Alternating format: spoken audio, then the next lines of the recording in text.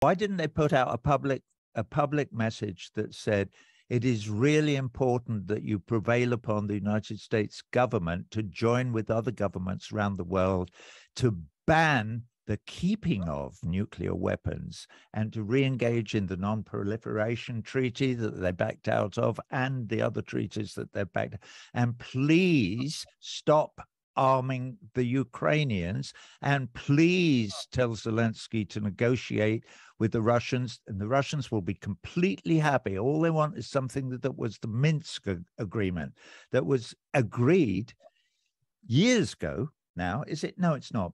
But anyway, was agreed with French and Germans on the committee and blah, blah, blah. And the Ukrainians agreed to it. And so did NATO. That, well, you know, that Donetsk and Luhansk would become part of a federated Ukraine, and they would have autonomy, but they would still speak Russian and blah, blah, blah.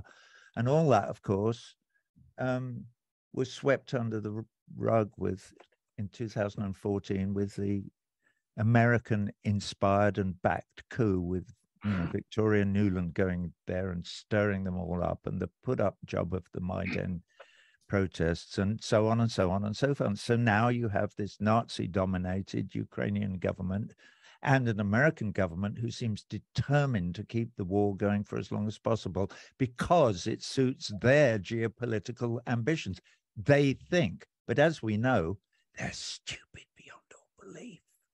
They cannot see that the only way forward for the United States is through cooperation with other people, not domination of other people. The Russians can. If you look at, even Putin can. If you read Putin's speeches, or even if you look at that documentary that Oliver Stone made with Putin, which was fascinating, I thought. I don't know if you saw it, but it's fascinating. It's a really, really great piece of documentary filmmaking.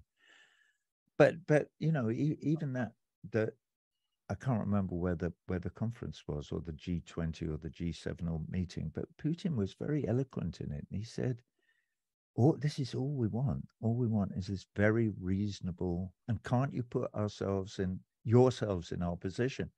Imagine that there were nuclear missiles owned by the Chinese or the Russians in Canada or Mexico. Would you not feel a bit uneasy? You certainly did when they were in Cuba.